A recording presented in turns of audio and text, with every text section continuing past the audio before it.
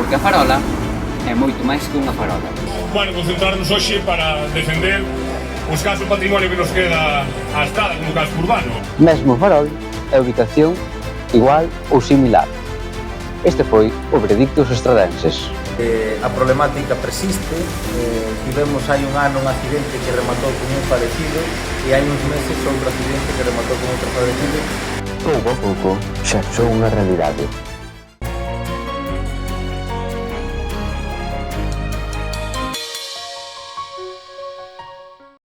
Boas tardes, señoras e señores, benvidos a este xornal semanal. O Concello vai crear un censo de vivendas baleiras que aproveitará para bonificar nun 50% no IBI a estas vivendas que se adiquen ao alugueiro. Un dos requisitos que existirá será que o prezo do alugueiro non poderá superar o 30% da renda da unidade familiar inquilina. Ademais, para as vivendas de máis de 50 anos que necesiten ser rehabilitadas e para as que estean abandonadas no ámbito rural e teñan antigüidade de 75 anos, destinarase unha liña de axudas. A Estrada licitará a peonalización da Praza da Farola. Esta noticia chega tras aprobarse na Xunta de Goberno local o convenio coa Deputación, coa institución provincial financiará máis da metade da obra. A obra non só afectará a Praza da Farola, senón que tamén se estenderá polas rúas 56, San Paio, Marqués Vega de Armijo e Don Nicolás. Prevese que comecen despois do San Paio e se alonguen 6 meses, polo que remataría ou nos últimos días do ano ou a principios do seguinte. Para chegar ata este punto, houbo que pasar antes por todo un debate público en relación ao farol que dá nome á praza. Producironse manifestacións e incluso houbo un referendo. É un dos lugares máis icónicos do Concello e a vez un dos grandes temas do debate político actual, porque a farola é moito máis que unha farola.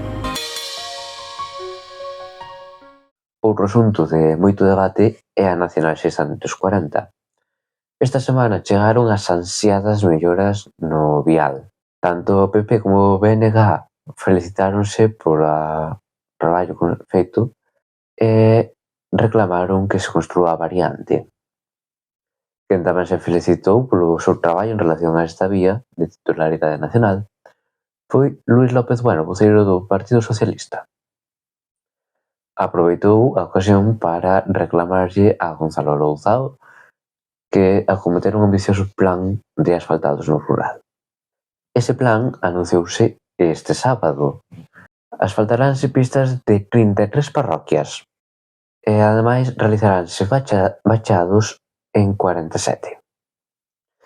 Vanse destinar máis de 2 millóns de euros e realizaránse entre xuño e setembro.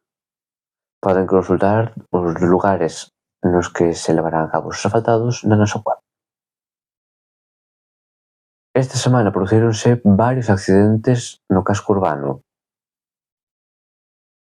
A avenida de Benito Vigo foi escenario dun choque de 3 vehículos.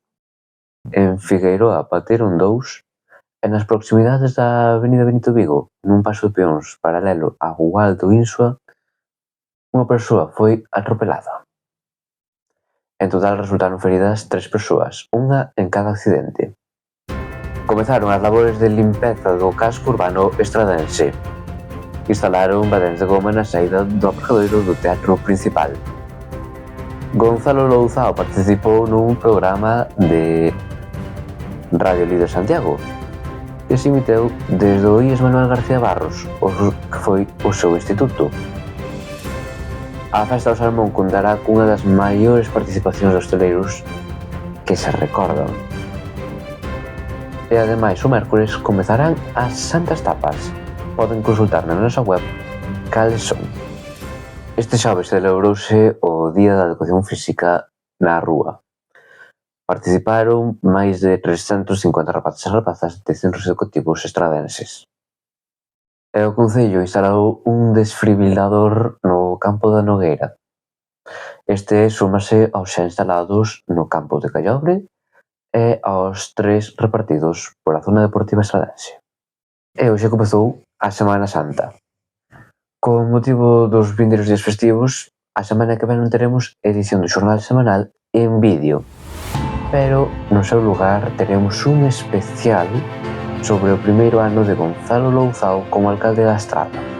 Xuro pola miña conciencia e honra cumprir fielmente as obrigas do cargo de alcalde con lealdade ao rei, gardar e facer gardar a Constitución como norma fundamental do Estado. Moitas grazas por estar aí. Vémonos. Foi a presentación do registro da Estrada da renuncia por parte de José Carlos López Campos como alcalde e concelleiro desta corporación con data de 14 de abril